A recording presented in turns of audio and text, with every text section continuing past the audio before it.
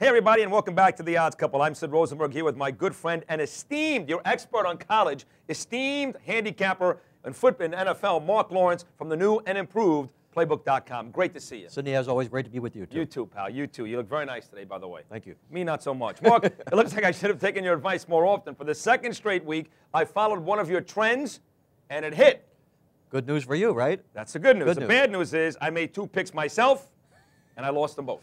Well, put the formula together. I know. Not that tough to figure out, right? And you know this week I'm still going to go against one of your trends, even though the record is perfect when I go with it and awful when I go without it. Time now for the 3 hot trends for week number 7 of the NFL season. Mark Lawrence, Playbook.com. These are money, these trends. Trends number 1. The Chargers were knocked off at home by the Broncos on Monday night, and according to your trends, San Diego, very slow to recover. Very slow to start the football season and slow to recover in games after taking on the Denver Broncos. How about 1-9 straight up? Wow.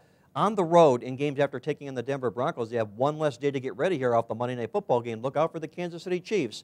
And don't be on the Chargers just yet. All right, trend number 2 here, Mark. The Bills pulled off the upset against the Jets on Sunday. I like Buffalo plus the points, but the expected absence of Trent Edwards isn't the only reason to like Carolina coming up this Sunday. No doubt about that, Sid. How about the Buffalo Bills off a rare win? 0-7 to the spread when they're on the road off a double-digit division point spread cover. That's the role they'll be in here. They upset the Jets on the division road. Now they take on to the road here. No show for the Buffalo Bills.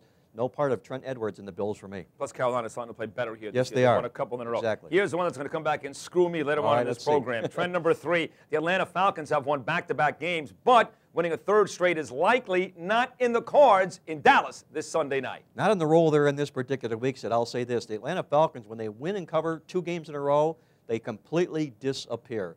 0-10 straight up and against the spread off back-to-back wins and covers. They'll take out into Dallas on Sunday, but let's see what you have to say about the trend later in the show. Yeah, we'll talk about this. Good news is Atlanta's getting points, so even though they don't cover, you got a better chance of winning straight up. Exactly. Time to check out the inbox here. Mark, answer one of your handicapping questions from our fans out there. Timmy in Hoboken, New Jersey, one of my favorite places. The Jets are reeling, yet they're still 6-point favorites in Oakland, where they typically struggle. And, of course, the Raiders come off a big win at home against the Eagles. Will the warmer weather be nicer to Mark Sanchez and company?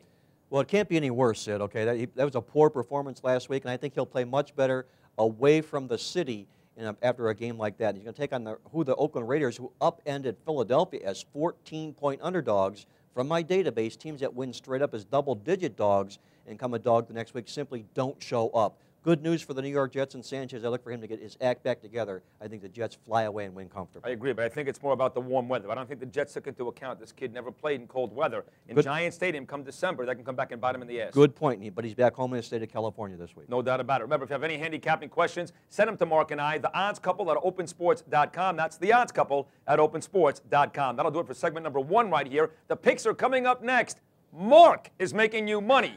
I'm going to do my best. Back on the Odds Couple.